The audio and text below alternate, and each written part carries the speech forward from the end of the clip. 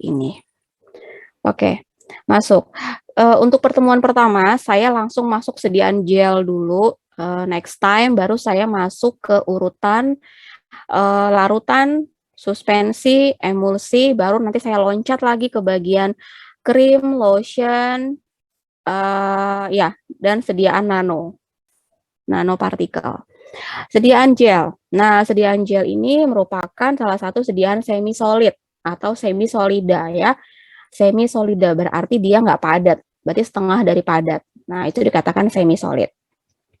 Bentuk sediaan semi solida tadi udah tahu ya, ada gel, krim, ointment, ada pasta, dan suppositoria. Tahu semua ya, ointment apa, pasta tahu kan ya? Suppos itu bagaimana sediaannya. Oke, definisi dari sediaan gel itu apa? Dia merupakan sistem semi solid yang mengandung atau dia terdispersi di dalam sebagian kecil partikel inorganik maupun partikel organik yang memiliki massa yang besar ya, dan dia terperangkap di dalam cairan atau air. Nah, bedanya gel dengan krim itu apa sih? Kalau gel itu komposisi airnya lebih banyak. Berapa persen komposisinya? 60 hingga 80% itu adalah kandungan air pada gel. Sedangkan krim, kalau krim ini basisnya itu lebih banyak lemak, yang mana dia tersusun dari eh, dua fase, minyak dan air, begitu. Itu yang paling umum dibedakan. Dari bentuk kalian udah tahu semua kan, sebelum kuliah farmasi juga waktu SMA mungkin sudah tahu yang mana gel, yang mana krim. Apalagi kalau perempuan yang pengguna kosmetik juga tahu ya, bedanya gel sama krim dari tampilannya saja sudah berbeda. Apalagi saat diaplikasikan pasti sangat berbeda rasanya. Bukan rasa dari tes di oral ya, tapi rasa saat diaplikasikan di kulit atau topikal. Itu beda banget. Nah, jadi kalau yang gel itu kandungan airnya lebih banyak, berarti dia lebih dingin nih saat diaplikasikan. Tapi kerugiannya nanti ada. Kita kasih tahu ya kerugiannya apa. Oke, penggunaan gel. Penggunaan gel itu bisa di oral, topikal, intranasal, vaginal, dan rektal. Nah, kalau oral udah tahu kan, obat-obat sariawan ya, biasanya itu oral apa sih, oral base, ada sediaan namanya oral base, saya lupa mereknya apa, dia bentuknya gel, tapi itu untuk diaplikasikan di sariawan di dalam mulut. Itu salah satu tergolong gel oral. Topikal seperti biasa, seperti gel jerawat, gel moisturizer, atau obat anti nyeri, itu diaplikasikan di topikal. Asal ada nggak bentuk gel? Ada ya, tapi jarang. Jadi saya belum bisa sebutkan mereknya apa. Intranasal ini adalah satu produk yang memang dikembangkan untuk sediaan digunakan di dalam hidung, begitu di dalam saluran pernafasan. Baru ada yang namanya penggunaan gel untuk vaginal, dan untuk rektal. Biasanya memang ada masalah, mungkin terinfeksi jamur kah, itu biasanya digunakan sediaan gel. Beberapa sabun kewanitaan itu juga ada dalam bentuk sediaannya gel, begitu. Umumnya digunakan sebagai sediaan topikal, dermatologi, dan kosmetik. Hasil penelitian yang mana absorpsi propanolol intranasal dalam gel metil selulose terbukti lebih baik dibandingkan per oral. Keuntungan sediaan gel apa saja? Dia mudah dioleskan, mudah digunakan. Dalam artian dia mudah dioleskan, mudah apa sih bahasanya ya? Mudah di-blend gitu ya, memberi rasa nyaman, mudah dibersihkan karena kandungan airnya itu yang banyak, jadi dia mudah dibersihkan, berbeda dengan krim, lotion, or pasta itu sangat sulit dibersihkan. Terus memenuhi aspek aseptibilitas karena nyaman tadi itu ya, tidak menimbulkan bekas atau lapisan tipis seperti film. Tapi ada beberapa juga yang sediaan gel itu ada lapisan filmnya. Kerugiannya apa? Karena mengandung banyak air, jadi dia sangat mudah terkontaminasi mikroba. Nanti kalau kalian memformulasikan sediaan gel, itu sangat perhatikan, eee, apa namanya, bahan yang bisa menghalang mikroba ini tumbuh, gitu. Bisa ditambahkan pengawet, bisa, ya pokoknya umumnya pengawet ya, pengawet, tapi pengawetnya kalian harus perhatikan dia ada inkom nggak dengan bahan yang lainnya. Nah itu. Terus, terjadi penguapan air. Nah dalam hal ini adalah bagi kulit yang kering, kan jenis kulit itu banyak ya. Ini saya sebenarnya belum saya jelaskan ini, mmm, tipe kulit gitu. Nah, kalian pada tahu semua mungkin ya, secara umum kulit itu ada yang kulit berminyak, ada yang kulit kering, sensitif, ada yang kombinasi. Nah, apabila diaplikasikan di kulit yang kering, ya itu sangat rentan untuk menimbulkan kulitnya makin kering. Kenapa? Karena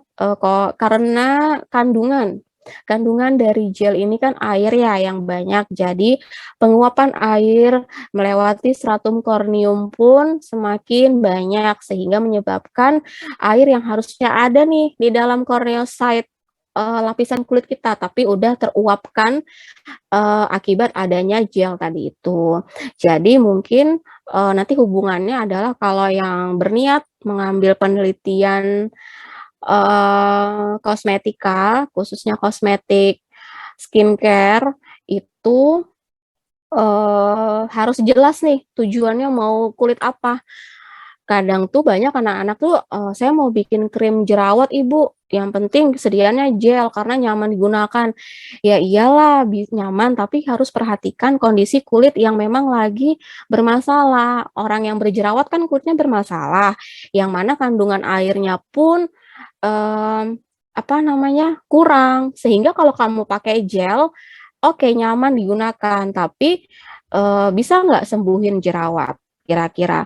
Bisa, tapi dalam waktu yang lama, karena kamu harus mencukupi dulu nih, harus kamu lembabkan dulu kulit orang ini, gitu loh. Jadi, harus nyambung ke sana gitu loh. Kita bikin formula itu tuh perhatikan tidak hanya, "Oh ini cocok nih ini lagi booming," misalnya gini, Centella asiatica tuh lagi booming di di apa, di dalam produk skincare gitu kan, entah dari western ataupun dari Asia skincare khususnya Korea gitu kan, atau sekarang Indonesia juga sekarang, mewabah Sika itu adalah nama lain dari Centella asiatica ya, eee, itu mewabah banget, rata-rata semua sediaan skincare entah merek apapun ya, itu ada kandungan Centella asiatica. Nah, tapi perhatikan lagi, sediaan yang kamu bikin ini tuh cocok nggak buat jenis kulit yang kamu tuju gitu loh. Misalnya ada embel-embel all skin types untuk semua jenis kulit, ya belum tentu dong gitu loh. Jadi hal-hal yang begitu untuk kalian nanti memformulasikan harus diperhatikan kondisi kulit, masalah pada kulit tersebut ya, itu untuk sediaan topikal. Nah, beda halnya kalau kalian ngebikin sediaan kayak tadi intranasal, tapi kan ujung-ujungnya sama, intranasal itu ada yang namanya selaput, ya, atau lapisan di dalam hidung, yang mana kalian harus perhatikan pH-nya, kelembapannya. Nah itu, kalau misalnya kalian bikin gel atau kalian mau bikin krim, tapi ternyata terhalang nih sama selaput lendir di hidung, kira-kira obat akan tersampaikan nggak melewati barier? Enggak kan? Gitu. Jadi harus benar-benar, paham banget gitu. Lanjut, baru, tadi itu kan penguapan air yang sangat cepat apabila diaplikasikan di kulit kering, maka kulitnya akan semakin kering. Kalau saya nggak sempat jelaskan, nanti kalian pelajari mekanisme penguapan air melewati barier kulit. Nah, harus berapa sih persen kadar air dalam kulit kita yang menandakan kita nih tidak dehidrasi loh, kulit kulit kita ini terhidrasi loh, gitu. Kulit terhidrasi itu nanti efeknya kan jangka panjang ya, untuk, penuaan dini, tidak mudah sakit dan sebagainya, tidak mudah flek kalau untuk perempuan ya, terus juga, tidak mudah berjerawat. Nah itu, harus kalian pelajari dulu untuk mata kuliah rekayasa ini, karena sangat berhubungan erat, gitu. Terus, gelling agent di sini biasanya menggunakan jenis polimer dan gum. Gum itu sejenis gummy-gummy gitu. Nantilah ya pokoknya ada. Terus, di mana kalau kita menggunakan, gelling agent yang bahannya polimer ini itu merupakan bahan makanan buat si MO atau mikroorganisme ini, gitu. Nanti kalau kita terlalu banyak polimernya, berarti nanti kan kandungan airnya juga akan semakin banyak karena polimer ini bisa terbentuk basis gel apabila airnya banyak gitu. Kalau airnya banyak, otomatis MO ini akan mudah tumbuh. Semakin dia mudah tumbuh, maka kita juga memberi makan loh MO ini melewati uh, si polimer ini karena ada kandungan karbohidratnya di dalam polimer dan gum ini sehingga dia nggak stabil dalam artian masa hidup sediaan kalian itu tuh nggak stabil gitu. Otomatis kalau nggak stabil nggak bisa dipakai ya kan nanti kepercayaan masyarakat atau konsumen ke produk kita juga pasti akan turun karena ini perasaan baru dibuka deh segelnya kok udah langsung berjamur kan gitu ya. Nih, saya lanjut ya. Sediaan gel merupakan suatu sistem setengah padat yang terdiri dari larutan atau dispersi satu atau lebih bahan aktif dalam basis hidrofilik ataupun hidrofobik yang sesuai. Jadi bahannya bisa bersifat hidrofilik, bisa bersifat hidrofobik. Dalam basis gel diperlukan suatu bahan pembentuk gel yang disebut gelling agent. Jangan lupa, gel akan terbentuk kalau ada gelling agent. Gelling agent itu apa saja sih? Contohnya sebentar saya kasih tahu ya. Nah, pada umumnya gel itu sifatnya transparan, tembus cahaya atau jernih. Tapi ada juga sekarang gel itu yang berwarna gitu. Dalam hal tertentu gel akan keruh karena apa? Karena gelling agent yang tidak mampu melarutkan seluruh bahan aktif. Nah, kalau yang keruh berarti bisa kita prediksi ya, kalian sebagai seorang farmasis, kira-kira gelnya ini larut nggak ya bahan aktifnya? Misalnya gini, kita mau bikin gel asam salisilat pereda nyeri gitu kan, gel asam salisilat atau indikasinya berbeda ya, asam salisilat pada konsentrasi sekian dengan gel asam salisilat yang kita indikasikan untuk jerawat. Salisilat itu merupakan first line atau pilihan pertama untuk pengobatan jerawat. Itu juga salah satu. Jadi beda konsentrasi itu beda indikasi. Nah, misalnya kita mau bikin gel anti nyeri dari asam salisilat. Nah, biasanya kalau yang baru dibuka segelnya masih jernih kan, masih jernih. Terus tiba-tiba lama nih kalian nggak pakai. Terus juga kalian juga simpannya di suhu yang nggak stabil gitu. Terus pas dipakai keruh. Nah, itu bisa menunjukkan dia tidak stabil atau saat pembuatan dia stabil tapi kelamaan ya dia akan terurai bahan aktifnya. Terurai dalam artian begini, dia itu tidak tercampur lagi gitu loh. Intinya nggak stabil lah bahasanya, tidak stabil. Nah, itulah yang dikatakan ciri-ciri atau terjadinya kekeruhan pada gel. Terus, gel berasal dari agregat yang terdispersi homogen. Biasanya gelling agent berasal dari bahan anorganik yang tidak larut. Nah, itu juga bisa menunjukkan gelnya itu keruh. Atau gel tersebut kita bentuk dalam bentuk emulgel. Nah, atau emulgel ya bahasanya. Emulgel di sini adalah sediaan gel, tapi kita masukkan lagi dia di dalam basis emulsi. Apa itu emulsi? Tahu ya, kayak emulsi minyak ikan Scott misalnya. Ada kan Scott emulsion ya. Nah, itu seperti itu. Jadi, sediaan gel kita masukkan lagi dia di dalam emulsi. Nanti lihat nih basisnya entah dalam bentuk viskosnya yang sangat rendah atau mau yang kental, tergantung kalian mau bikin apa. Kalau mau bikin sediaan topikal yang maunya semi solid, ya berarti bikin emulsinya lebih padat gitu. Tapi kalau mau bikin serum, gel kalian masukkan ke dalam emulsi berarti usahakan basisnya lebih liquid atau viskosnya rendah sehingga akan membentuk massa gel yang keruh begitu. Dia nggak akan bening. Itu yang dikatakan gel mengandung fase minyak begitu. Berdasarkan sistem. Jadi gel ini kita harus paham dulu basisnya atau basicnya itu ada sistemnya. Yang pertama ada single phase system atau fase sistem yang single, yang mana fase terdisperse melarut atau mengembang sehingga terlihat hanya sebagai satu fase saja. Nah, contohnya di sini adalah kalau kita menggunakan bahan yang namanya karbomer. Karbomer di sini itu biasanya dikatakan single fase system, hanya satu sistemnya. Nah, berbeda kalau kita menggunakan dua bahan atau bahan yang tadi dikatakan tidak larut atau anorganik yang tidak larut itu tergolong two fase system.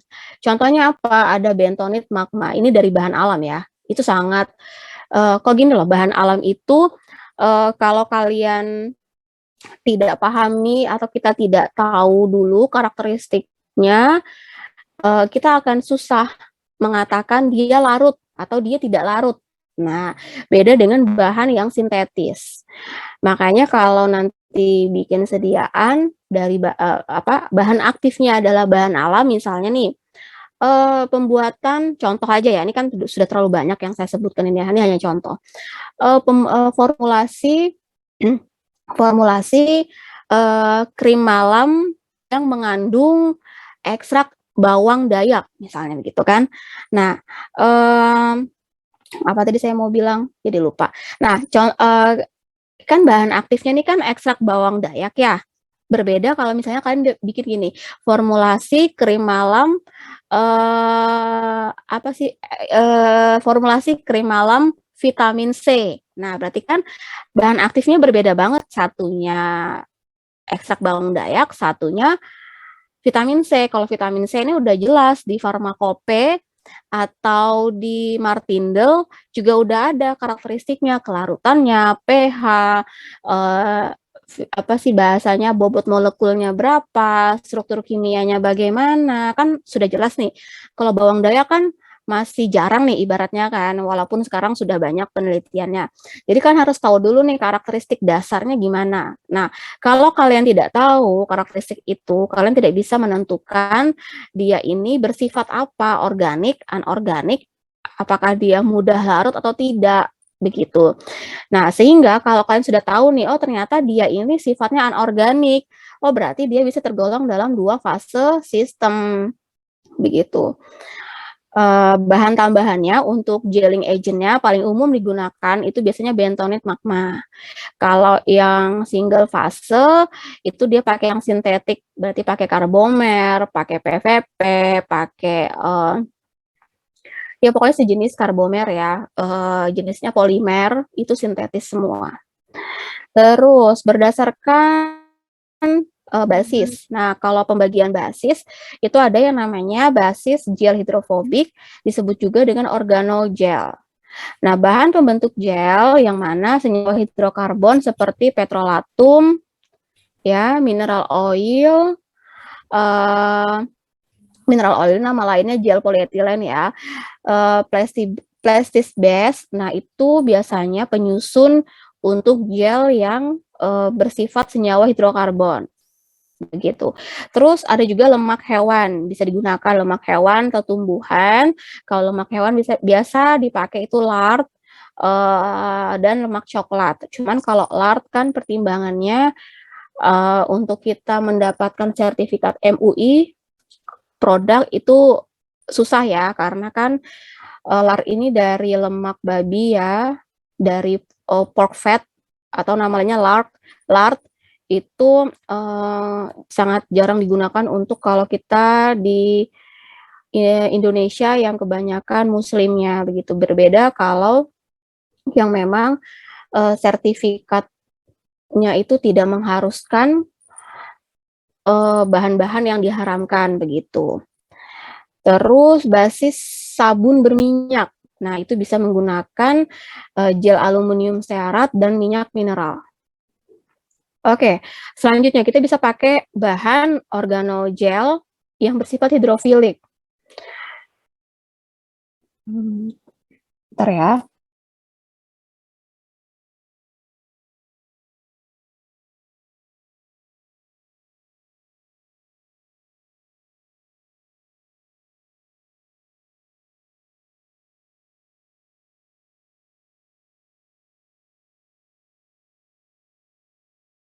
Oke, bisa menggunakan bahan yang bersifat organogel yang hidrofilik, kita bisa pakai Carbowax atau PEG, polyethylene glycol yang memiliki BM yang tinggi. BM ini adalah berat molekul ya, itu kita bisa lihat di farmakope atau di excipient. Jadi harus punya semua nih e-booknya, kalau yang belum punya excipient, bisa download ya, atau minta sama kakak tingkat yang punya. Terus mengandung solvent selain air, itu kalau di hidrofobik berarti dia ada solvent atau pelarut yang bukan airnya, entah dia golongan minyakan atau pelarut yang intinya selain air lah gitu. Terus biasanya digunakan minyak mineral sebagai solvent. Minyak mineral ya, bisa juga kita pakai gliserin, kita bisa pakai pokoknya minyak-minyakan, entah minyak yang memiliki rantai karbon yang panjang ataupun yang pendek, itu bisa digunakan asalkan dia tidak inkom dengan bahan yang lainnya. Next, keuntungan basis gel hidrofobik itu apa? Memungkinkan adanya fase minyak di dalam formula yang dibutuhkan untuk melarutkan bahan-bahan obat tertentu. Jadi kita butuh minyak nih, atau butuh solvent selain air, entah itu etanol, golongan alkohol ya, yang mampu melarutkan bahan aktif. Contohnya saya pengen bikin gel meloxicam untuk pasien pasien artritis gitu, untuk pasien artritis ya, sakit artritis tahu kan. Nah, kita bikin gel itu gitu, bikin gel anti nyerinya dari meloxicam. Nah, meloxicam ini kan tergolong senyawa atau bahan aktif yang sangat sukar larut ya, kelarutannya itu rendah.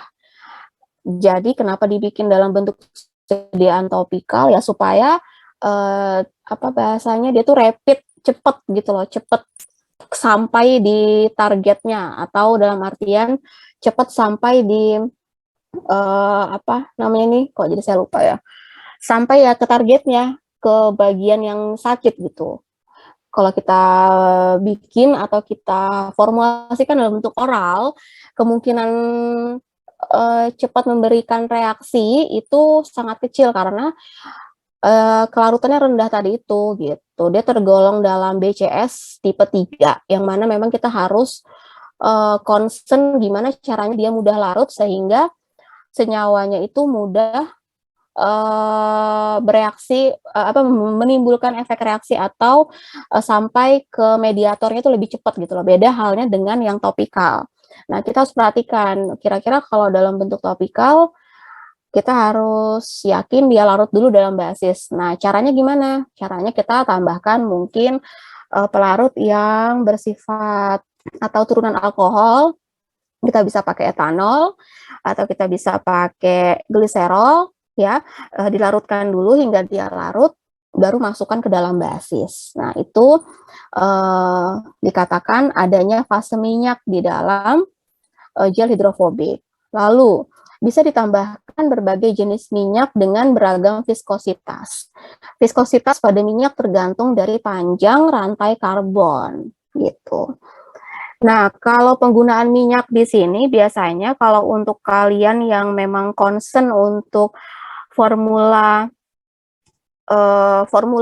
secara topikal ya, entah dia kosmetik ataupun obat-obatan, harus perhatikan kembali lagi tekstur sampai jenis kulit. Nah, ada beberapa orang yang memang alergi terhadap minyak-minyakan. Ada juga yang memang kalau yang tipe berjerawat itu tidak bisa menggunakan minyak yang memiliki rantai yang sangat pendek karena memang viskosnya lebih tinggi sehingga bisa menyumbat pori dan pokoknya mekanismenya harus tahu dulu nih kalau dia ngenyumbat nanti terjadi apa namanya tuh inflame, nanti dia inflame tiba-tiba nanti dia jerawat. Nah, itulah pokoknya begitu sehingga nanti kalau kita tetap paksakan di dalam formula tersebut obat atau senyawa aktif yang kita pengen itu tidak akan bekerja atau bereaksi sesuai gitu. Itu sih kalau topikal ya, kesulitannya untuk formulanya gitu. Makanya saya senangnya di sini itu sediaan topikal itu berkembang. Jadi kalau kalau sediaan padat atau sediaan steril kan ya basicnya itu kalau steril ya campur-campur bahan yang cairan di apa namanya dilakukan secara aseptis udah di packaging sesuai dengan CPOB industri steril udah selesai. Nah kalau sediaan semi solid ini apalagi yang diaplikasikan secara topikal entah di selaput atau kulit manapun itu berkembang formulanya gitu tergantung dari bahan yang lagi booming sekarang tuh apa sih gitu. Nah, misalnya kayak tadi saya bilang Centella asiatica lagi booming nih.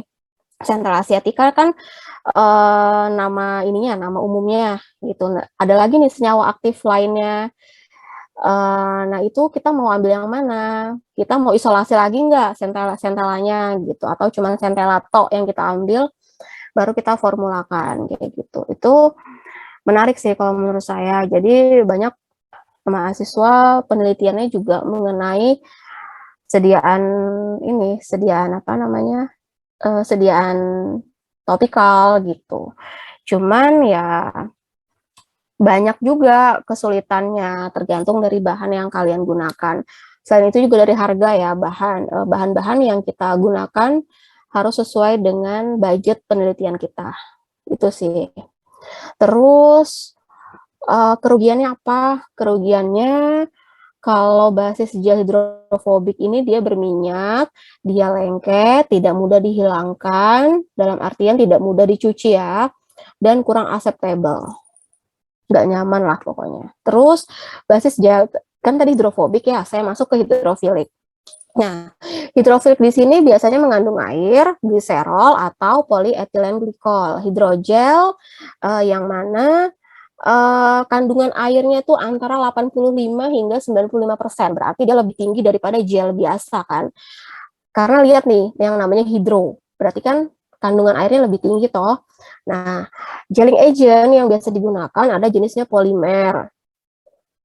Polimer di sini biasanya kita pakai makromolekul alam. Contohnya ada teragakan, alginat, atau agar. Agar tuh kayak agar-agar biasa gitu loh, Dek. Kayak kita bikin puding tuh agar-agar. Nah, itu tergolong polimer juga. Polimer yang bentuknya semi sintetis itu ada derivat selulosa seperti metil selulose, NaCMC, HSC, hydroethylene glycol, ada HPC, ada HPMC. Hidropropil metilen selulose ya, ini nama panjangnya.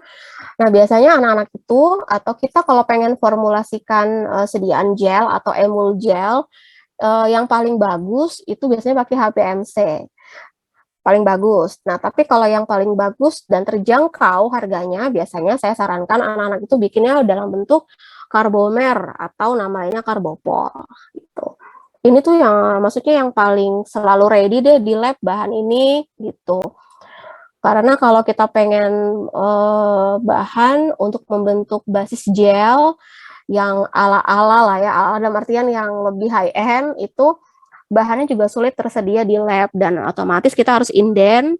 Yang mana kalau inden itu tergantung kurs dolar dan tergantung pengiriman, itu sih yang agak sulit gitu. Jadi mending kalau nanti kalau praktikum nanti usahakan formulanya yang ada di lab aja gitu. Jadi nggak usah pesen-pesen dulu. Terus keuntungannya itu dapat larut ya, dia mudah mengembang dalam air karena memang plastik sampai iya, pokoknya dasarnya polimer kan. Polimer itu ibarat kalau dia ketemu air tuh pasti ngembang gitu loh. Terus mudah tercucikan, memberikan sensasi dingin pada kulit, meninggalkan lapisan tipis dan transparan pada kulit. Nah, biasanya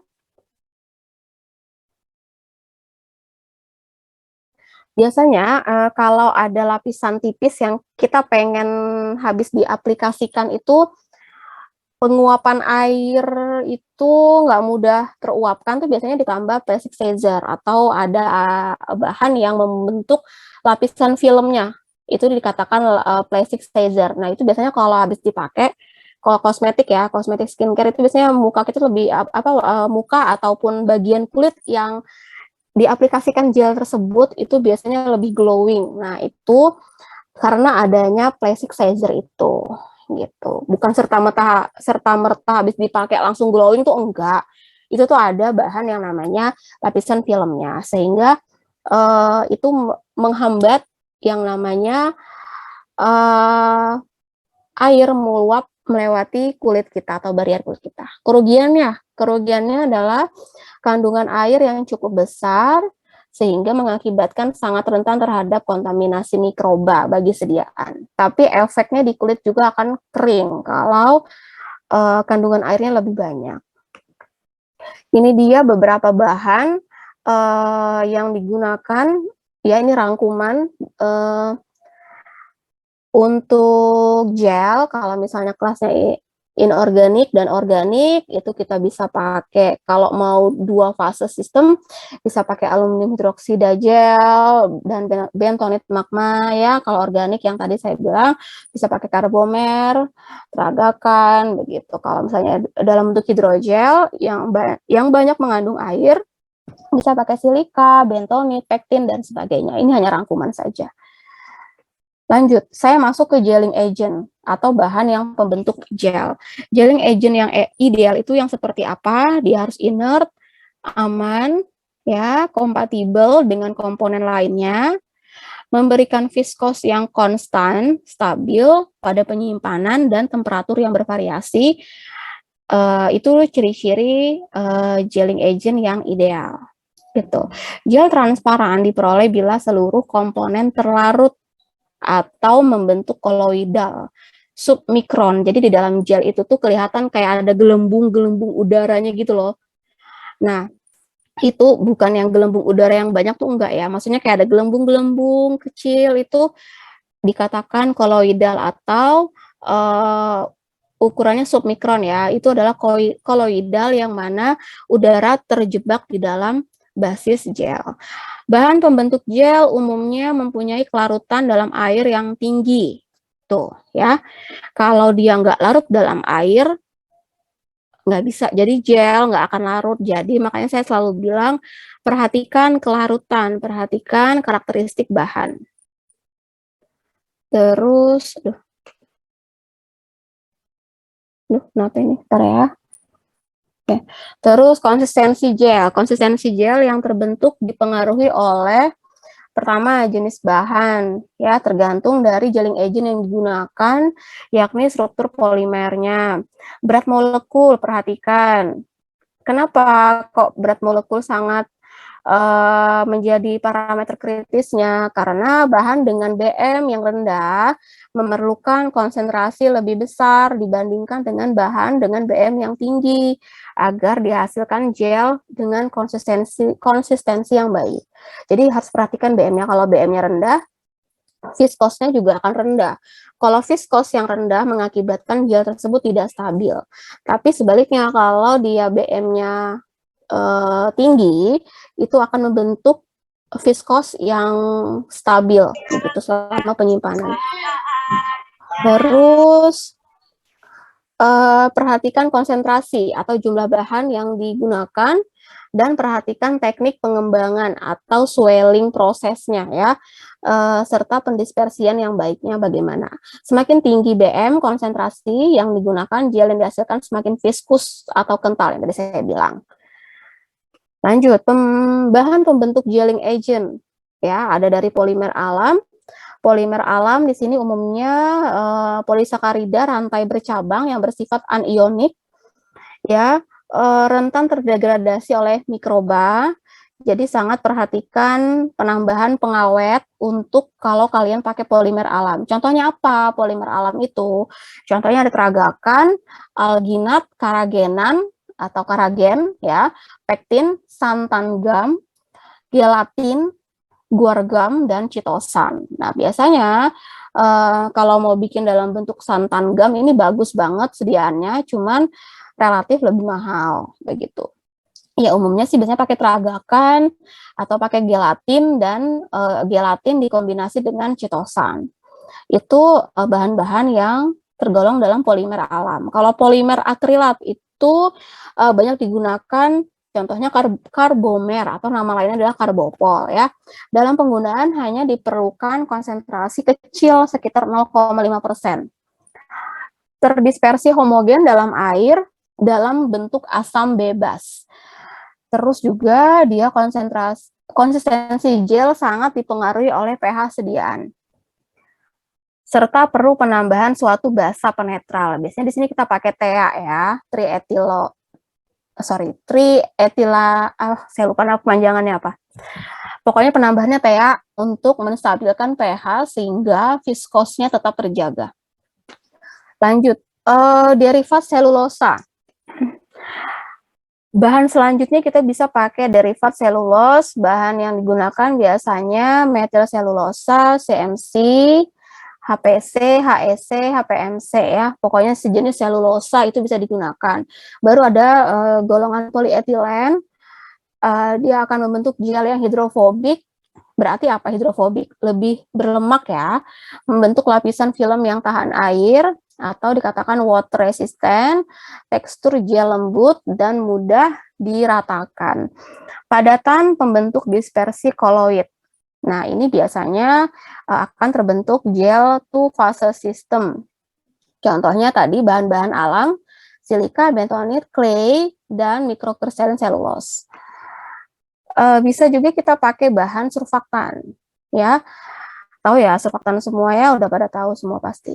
Umumnya merupakan kombinasi minyak mineral, air, surfaktan dengan konsentrasi yang tinggi 20 hingga 40%. Gel akan terbentuk jernih dan juga akan terbentuk sistem yang namanya mikroemulsi. Akan terbentuk emulsi tapi membentuk ukuran yang mikro. Bahan-bahan lemak. Bahan-bahan lemak bisa dipakai beeswax, carnauba wax, ester dari setil, dan biasanya digunakan solvent nonpolar, gitu. Lanjut, ya. Ini dia klasifikasi sediaan gel berdasarkan pembawanya. Oke, berdasarkan pembawa. Berarti ada yang namanya hidrogel, organogel, ada serogel. Hidrogel biasanya itu tergantung dari gelling agent yang dipakai, ya, sifatnya tuh gimana sih gitu. Kalau hidrogel udah tahu pasti kandungan airnya lebih banyak nih, berarti kita bisa pakai jenisnya organik dari polimer alam ataupun anorganik, bentuknya yang tadi silika atau bentonit begitu. Terus ada yang organogel. Organogel di sini bisa dikatakan organogel hidrofilik atau polar organogel. Bisa menggunakan bahannya carbowax atau polyethylene glycol dengan berat molekul yang tinggi.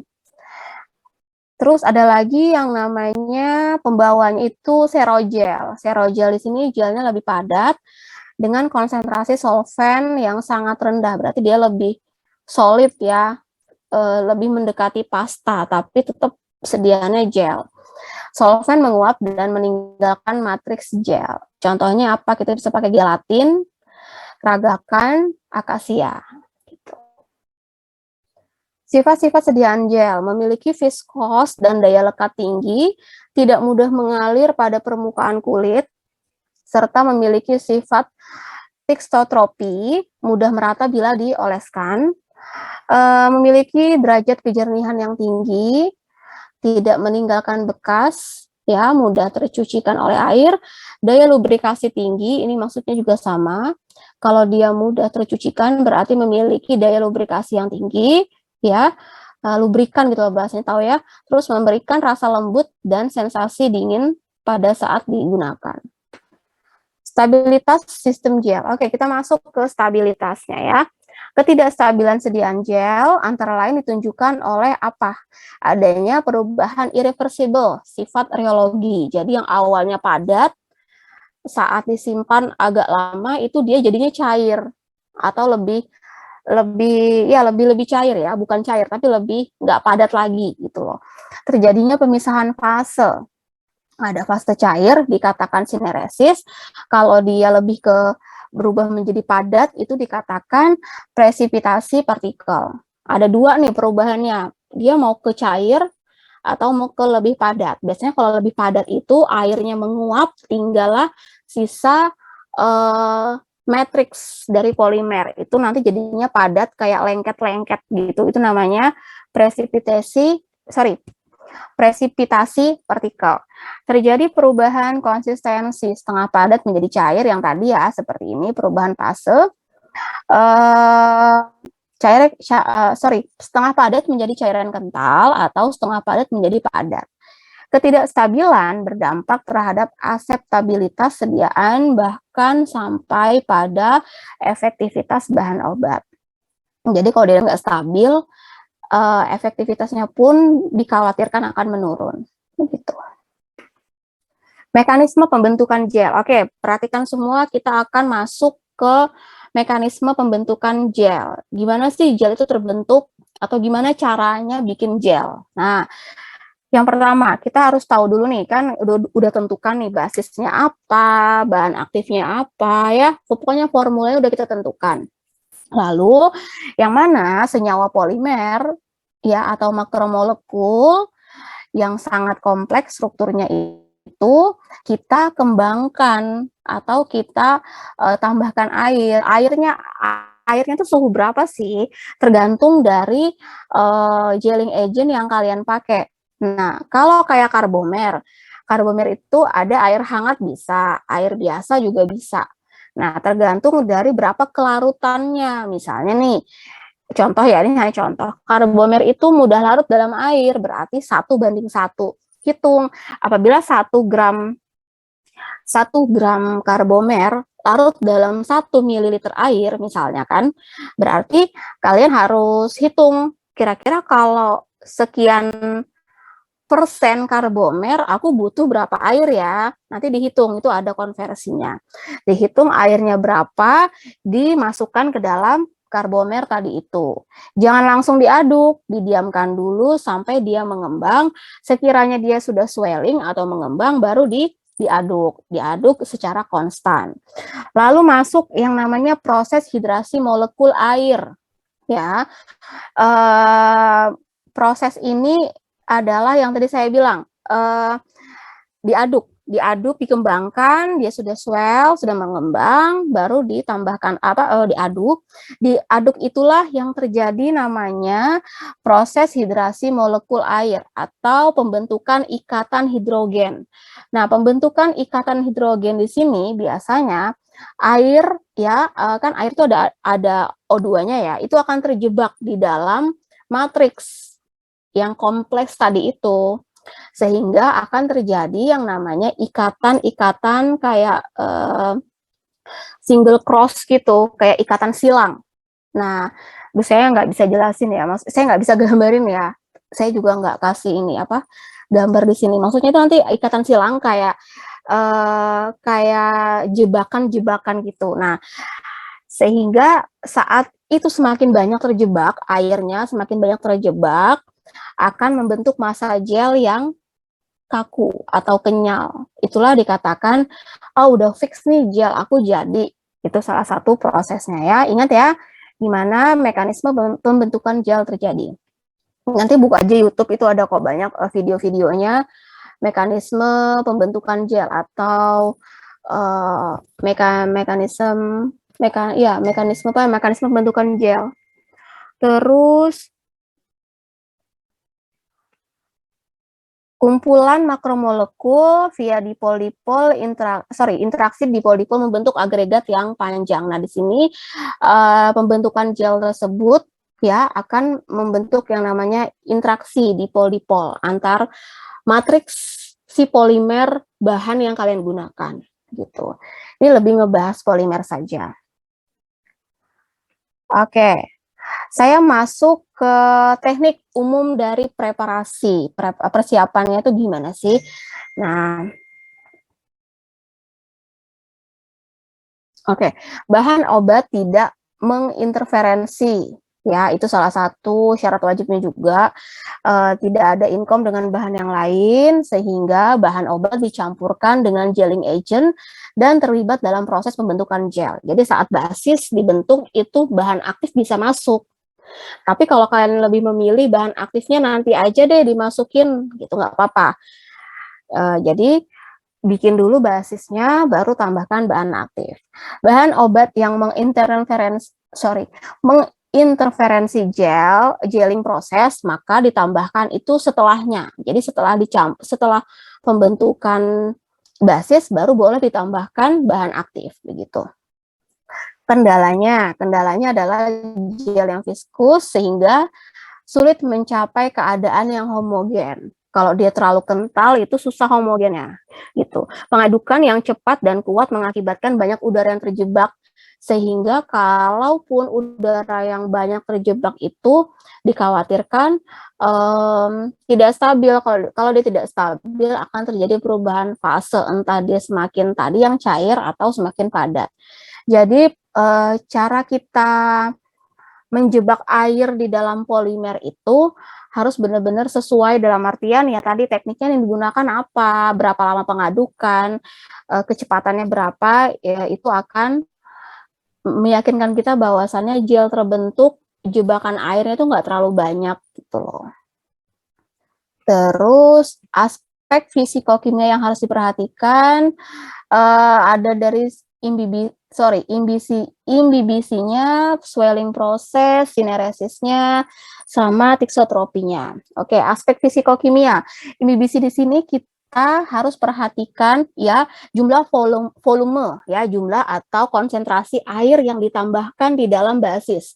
Kalau dia terlalu banyak tidak sesuai dengan kelarutan gelling agentnya, dikhawatirkan akan terlalu cair. Kalau terlalu cair tidak akan terjadi basis gel yang diinginkan. Baru kita harus perhatikan swelling prosesnya.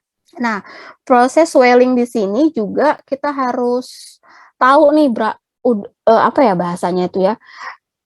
Kalau dikembangkan itu gel, kalau basisnya itu kita kembangkan udah ngembang atau belum, itu kita lihat apakah dia mengambang atau enggak. Nah, kalau dia mengambang itu biasanya udah pas nih proses swellingnya, itu sudah bisa kita aduk. Kalaupun belum, kalau kita nggak kembangkan, dikhawatirkan ya tadi itu volume air akan meningkat. Baru kita harus perhatikan juga sineresisnya. Tadi apa sebelumnya sineresis? Ya, perubahan dari padatan lebih ke cairan ya. Kalau misalnya terjadi sineresis, artinya adalah air yang di dalam matriks itu akan keluar ya, yang mana matriksnya akan mengkerut sehingga perubahan fase pun akan terjadi. Itu yang harus diperhatikan. Terus kita harus perhatikan yang namanya tiksotropi. Nah, saya rasa tiksotropi ini sudah ya di farmasi fisik ya dijelaskan, itu merupakan suatu apa ya bahasanya ya, kejadian yang mana perubahan fase, entah dia dari padatan ke liquid atau liquid ke padatan. Nah, biasanya itu tergantung dari ketidakstabilan suhu penyimpanan. Itu dikatakan tiksotropi. Oke, lanjut. Nah, ini dia sineresis, tadi yang saya bilang, perubahan atau peristiwa pemisahan fase cair akibat terjadinya kontraksi pada sistem gel selama masa pendiaman atau masa penyimpanan. Mekanisme kontraksi berhubungan dengan tekanan terhadap fase luar akibat interaksi yang besar oleh fase terdispersi sehingga fase luar itu memisah, akan terbentuk sineresis. Gel yang mengalami sineresis itu akan tidak stabil secara termodinamika. Pengaruhnya apa? Pengaruh pH-nya, yakni pH yang rendah menyebabkan terjadinya sineresis. kemungkinan karena adanya tekanan dari proses ionisasi golongan asam karboksilat, hilangnya hidrasi air, dan pembentukan ikatan hidrogen intramolekul. Jadi pH sediaan tolong sangat diperhatikan. Selain pH sesuai dengan pH kulit, kita harus juga perhatikan pH sediaan tetap stabil. Begitu. Instabilitas sediaan gel. Nah, instabilitasnya itu apa sih yang terjadi? Kira-kira ya, karakter fisiknya ada perubahan konsistensi, ada shrinkage, ada separation of liquid. Separation of liquid ini seperti sineresis tadi itu ya, perubahan fase, perubahan warna, adanya kontaminasi mikroba, perubahan bau, dan perubahan pH. Maaf. Terus jaminan terhadap stabilitas, jaminan terhadap ini kita masuk ke stabilitas dulu ya. Stabilitas, jaminan terhadap stabilitas bahan aktif sampai saat digunakan tetap aman dan efektif, itulah adalah jaminan bahwasannya produk kita tetap aman digunakan. Jadi saat dibuka segel sampai produk itu mau habis, ya itu tetap terjaga keamanannya. Itu dikatakan stabil. Jaminan terhadap stabilitas dari sistem atau basis menyangkut karakteristik fisik. Contohnya apa? Tergantung dari sineresis, ya ada ada nggak sedimentasi partikelnya, ada nggak perubahan konsistensi, perubahan viskositas atau reologi, perubahan warna, bau, perubahan pH, dan bebas kontaminasi mikroba. Nah, kalau misalnya nih terjadi perubahan di beberapa parameter ini, itulah dikatakan dia tidak stabil terkait dengan spesifikasi sediaan produk. Makanya perlu ada yang namanya evaluasi sediaan setelah produk jadi, atau kita mengevaluasi saat produk tersebut masih dalam pasar, udah masuk dalam pasar gitu loh. Jadi tetap ada evaluasi secara berkala. Formula umum sediaan gel. Nah, di dalam sediaan gel, formula umumnya ada apa saja? Tolong perhatikan. Yang pertama harus ada yang namanya active compound, bahan aktif, ada gelling agent-nya, ya, gel forming compound, dan ada pelarutnya. Komponen bahan tambahannya, kalian bisa tambahkan humektan, preservatif, antioksidan, chelating agent, flavor, enhancer, kosolven, dan surfaktan. Nah, ini bahan tambahan yang sekiranya harus lah ya ditambahkan. Nah, tapi yang paling umum itu adanya active compound, basis gelnya apa, dan pelarutnya. Oke, saya masuk ke active compound. Nah, active compound ini bahan aktif ya, terserah mau bahan alam ataupun bahan sintetis. Ya, diperlukan teknik pendispersian yang tepat untuk mendapatkan sediaan yang baik. Nah, yang baik di sini dikatakan baik adalah bahan aktifnya itu larut ya, adik-adik. Larut itu berarti harus perhatikan kembali kelarutannya. Apakah dia larut nih di dalam basis? Kalau dia nggak larut atau tidak mudah larut, berarti harus dilarutin dulu. Pakai apa? Pakai bahan yang mudah melarutkan. Entah itu etanol, entah itu solvent lainnya yang mudah melarutkan bahan aktif, sehingga dia bisa nyampur di dalam basis kalian. Nah, bisa ditambahkan bahan-bahan tambahan dengan fungsi tertentu untuk menunjang karakteristik sediaan yang diinginkan. Yang saya bilang, boleh ditambahkan pelarut untuk bahan aktif ini. Gitu. Terus ada gel forming compound yang tadi saya bilang, ya udah ya, ada gelling agent, harus memperhatikan BM-nya, konsentrasi yang digunakan, pH, dan temperatur. Berat molekul terkait sama konsentrasi penggunaan terkait dengan viskositas gel yang dihasilkan. pH juga terkait dengan proses pengembangan atau swelling proses yang tergantung dengan hidrasi atau penjebakan oksigen di dalam ikatan matriks. Parameter kritis pembentukan sistem adalah temperatur sangat berpengaruh, ya kalau tadi saya bilang saat mencampurkan air dengan gelling agent tidak menggunakan temperatur yang sesuai, dikhawatirkan gelling agentnya tidak akan mengembang, begitu. Perhatikan juga volume solvent. Ya, kalau volumenya sesuai, konsentrasinya sesuai, maka proses hidrasinya pun akan terbentuk dengan sempurna. Begitu. Tahu ya, maksudnya proses hidrasi di sini adalah proses penjebakan udara di dalam matriks. Kalau udaranya sudah cukup terjebak dengan baik, maka akan membentuk gel yang bagus atau stabil. Kecepatan dan lama pengadukan. Nah, ini berpengaruh terhadap proses pengembangan. Pengadukan yang terlalu cepat dan kuat akan terjadi apa sih? Akan terjadi kerusakan rantai atau sistem polimernya. Terus juga akan terjadi gel banyak mengandung gelembung udara. Setelah pembuatan perlu pendiaman, didiamin dulu ya, untuk memantapkan sistem yang sudah terbentuk. Jadi jangan langsung diobok-obok masuk ke masuk ke dalam packagingnya, jangan. Pokoknya diistirahatkan dulu beberapa sejam 2 jam, baru kita lakukan packaging. Dalam artian itu udah dievaluasi ya. Terus beberapa gelling agent membentuk sistem yang bagus hanya pada daerah pH tertentu. Contohnya karbomer ya, kalau kita membentuknya kita pakai karbomer pada konsentrasi 0,5 hingga 3%, kita harus menstandarkan pH-nya itu sekitar 6 hingga 11. Nah, kenapa? Tadi ya pH sangat berpengaruh terhadap stabilitas. Gitu. Dipengaruhi oleh elektrolit, memungkinkan terjadinya proses salting out sehingga proses hidrasi terganggu dan viskositas gel menjadi encer ataupun rendah. Oke, kalau kita pakai karbomer, ya udah dijelaskan sebelumnya, karbomer ini merupakan polimer dengan gugus karboksilat bebas. Ya, apabila didispersikan di dalam air akan membentuk larutan yang asam sehingga akan membentuk gel yang keruh, ya. Maka perlu tadi itu pertimbangannya pH, pengadukan, proses swellingnya itu sangat diperhatikan, gitu. Untuk membentuk gel perlu penambahan suatu basa karena supaya kita pH-nya nggak turun, ya.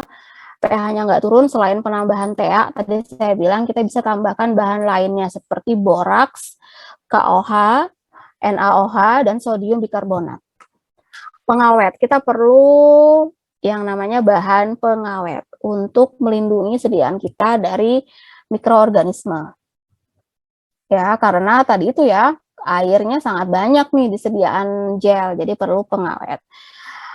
Beberapa senyawa polimer dapat berfungsi sebagai zat nutrisi sehingga perlu adanya pengawet. Nah, contohnya pengawet yang digunakan bisa pakai nipagin, nipasol. Tahu nggak sih nama lain nipagin itu apa? Satu orang nipagin. Ayo jawab, apa itu nama lain nipagin? Metil paraben nggak, Bu? Oke, kalau nipasol? Nipasol apa? Propil paraben ya, Bu ya? Ya, propil paraben. Jadi itu golongannya golongan paraben ya. Ada beberapa memang beberapa apa ya? Saya mau bilang ya, pokoknya ada beberapa produsen kosmetik ya ataupun sediaan topikal itu udah jarang mau pakai paraben. Tapi ada juga yang masih menggunakan paraben.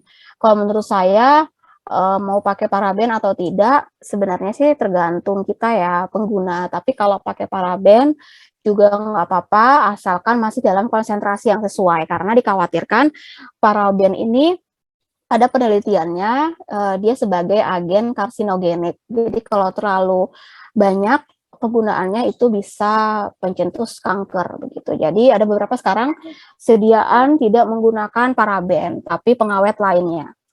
Gitu. Bisa pakai propilen glikol, bisa pakai sodium benzoat gitu, ya. Jadi tergantung formulator mau pakai apa enggak. Tapi memang saya akuin kalau penggunaan Nipagi, Nipasol ini sediaan kita sangat awet, wet. Gitu. Iya, iya.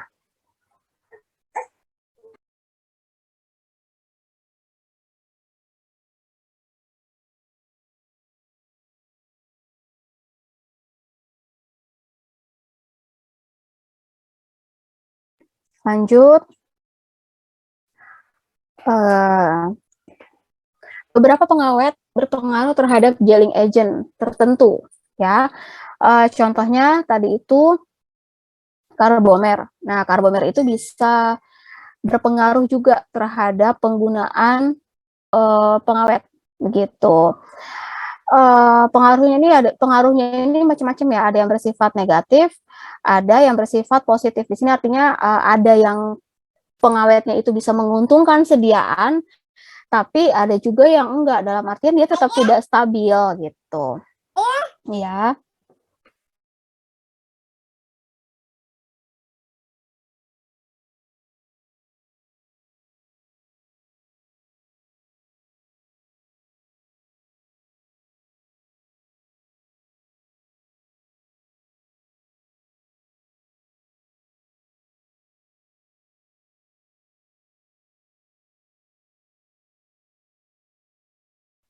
Mohon maaf ya, ada iklan. Oke, tadi pengaruh pengawet. Nah, beberapa pengawet berpengaruh terhadap gelling agent tertentu ya. Pengaruhnya macam-macam yang tadi saya bilang. Nah, itu tergantung dari efek dari muatan dari si pengawet tersebut. Contohnya kalau karbomer, kalau kita pakai karbomer, kita harus perhatikan pengawet yang digunakan begitu, karena akan terjadi interaksi antar muatan positif maupun negatif. Nah, sehingga pengawet tersebut ada yang menguntungkan, ada yang malah nggak menguntungkan, begitu, dalam artian bisa memberikan efek mengawetkan, malah ada yang nggak sama sekali, gitu kan. Jadi sangat diperhatikan sifatnya si pengawet ini, begitu. Proses hidrasi dari gelling agent tidak sempurna. Nah, kalau dia tidak memberikan efek atau memberikan aktivitas si pengawet ini juga, proses hidrasi gelling agent juga tidak akan sempurna, sehingga terjadi kekeruhan. Nah, kekeruhan di sini itu bisa aja nanti ujung-ujungnya dia nggak stabil, tapi ada juga beberapa gel yang memang keruh, keadaannya memang keruh karena ada fase minyaknya tadi itu, gitu. Terus, ini beberapa preservatif atau pengawet yang digunakan untuk sediaan gel karbomer atau basicnya adalah karbomer. Kita bisa pakai benzalkonium chloride, ini tergantung konsentrasinya udah ada, mau pakai yang berapa, mau pakai range-nya sekitar 0,01 hingga 0,1 ya. Kita bisa pakai sodium, metil golongan paraben, ada metil, propil, dan kita bisa pakai tiomersal. Nah, biasanya yang paling umum digunakan adalah benzal, sodium, maupun golongan paraben. Gitu. Nah, yang saya maksud tadi itu adalah jikalau kita menggunakan apa tadi saya bilang, menggunakan paraben itu nggak apa-apa sebenarnya, asalkan masih di dalam konsentrasi yang sesuai. Tapi ada beberapa sediaan yang memang tidak menggunakan paraben lagi gitu. Kalau mau pakai paraben pokoknya jangan sampai lebih dari konsentrasi yang ditetapkan oleh FDA. Humectan. Nah, humectan ini sangat perlu. Kenapa? Tadi saya bilang ya, karena penambahan humectan untuk menjaga sediaan tidak menjadi kering akibat menguapnya fase air. Nah, humectan di sini akan mengikat air pada sediaan sehingga dia tidak mudah menguap. Dengan demikian, kelembapan terjaga dan sediaan tetap memiliki tekstur yang baik. Humectan juga dapat berfungsi memperbaiki permeabilitas kulit melalui mekanisme sponge effect, sehingga dapat meningkatkan penetrasi bahan obat. Jadi dia memberikan efek yang bagus terhadap sediaan kalian, dan dia juga memberikan efek yang bagus untuk lapisan kulit kita, sehingga permeabilitas meningkat. Contohnya humectan di sini apa? Ada PEG value 400, ada propil propilen glikol, ada gliserol, ada etilen glikol. Antioksidan, kita bisa pakai antioksidan dan chelating agent di dalam sediaan kita. Nah, beberapa gelling agent bersifat itu mudah teroksidasi kan, sehingga kita perlu yang namanya antioksidan. Antioksidan di sini itu bisa pakai vitamin E, ya, bisa pakai vitamin C, bisa pakai sodium metabisulfit. Terus itu kita perlu juga chelating agent. Nah, chelating agent di sini gunanya untuk mengikat spora logam yang mungkin ada dengan membentuk senyawa pengkelat ya. Pernah dengar ya bahasa pengkelat. Nah, pengkelat itu dia mengikat logam di dalam wadah sediaan kalian gitu. Contohnya kita bisa pakai EDTA atau ETA. Kita bisa pakai kosolven. Nah, atau penambah kosolven ini tuh apa sih bahasanya ya, saya mau bilang tadi itu pelarut, dalam artian pelarut pendamping lah bahasanya, pelarut pendamping. Jadi penambahan kosolven di sini tujuannya untuk meningkatkan kelarutan bahan obat yang sukar larut. Jadi tadi itu kalau misalnya senyawa aktif kalian itu sukar larut, itu bisa ditambahkan kosolven. Bahan obat harus larut di dalam basis sebelum berdifusi dan lepas dari basis menuju permukaan membran, sehingga perlu yang namanya kosolven. Bahan obat berpenetrasi dalam bentuk molekuler atau unionazide. Saya bacanya ya. Pokoknya kita yakinkan dulu bahan aktifnya itu larut sehingga dia mudah berpenetrasi dalam bentuk molekul. Nah, bisa nggak sih kita itu bentuk bahan aktifnya dalam bentuk nano atau mikro? Bisa. Itu namanya pengecilan ukuran partikel bahan aktif. Itu ada lagi. Sistemnya beda. Terus, pH sediaan sangat berpengaruh terhadap keberadaan bahan obat dalam bentuk terion atau tak terionkan. Ya, bahan obat umumnya merupakan asam lemah atau basa lemah. Contoh kosolven di sini bisa pakai propilen glikol, golongan alkohol ya, etanol ya, bisa pakai gliserol. Enhancer. Nah, enhancer di sini gunanya untuk meningkatkan penetrasi bahan obat. Berarti dia memberikan keuntungan di kulit kita, gitu. Contohnya enhancer apa? Bisa pakai propilen glikol, etanol, asam oleat ya, yang mana meningkatkan kelarutan bahan obat dalam basis dan juga mempengaruhi membran kulit. Efeknya adalah efek hidrasi pada kulit, begitu. Selanjutnya kita bisa menggunakan surfaktan. Nah, surfaktan di sini mampu menurunkan tegangan permukaan obat terhadap basis, gitu. Jadi ada beberapa obat yang memiliki tegangan permukaan yang tinggi supaya dia bisa larut di dalam basis, maka perlu surfaktan.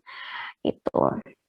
Surfaktan juga dapat menurunkan tegangan permukaan antar obat dan bahan obat dengan membran sehingga mempermudah proses penetrasi. Penggunaan surfaktan harus hati-hati karena muatan dalam konsentrasi tertentu dapat mempengaruhi stabilitas gel, terutama stabilitas basisnya ya.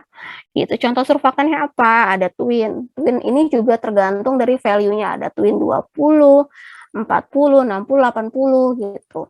Terus ada sodium lauryl sulfat dan ada polyethylene glycol. Ini dia jenis surfaktan yang digunakan ya. Beberapa contoh gelling agent yang banyak digunakan, tadi udah ya, kalau golongan yang alami, bisa dilihat di sini algina, teragakan, dan sebagainya. Ada golongan akrilik, selulose, dan ada koloidal dispersolid, koloidal dispersolid, golongan koloidal. Oke, saya sampai slide ini aja ya, sampai preparasi gelling agent, misalnya dari karbomer, gelatin, dan sebagainya. Saya lanjutkan di pertemuan selanjutnya. Ya, setelah gel saya masuk ke larutan, oke? Ini ingat ya, catat ya, sampai slide preparasi of gelling agent. Nanti kita ketemu lagi minggu depan, insya Allah. Oke, dari sini ada pertanyaan? Adik-adik?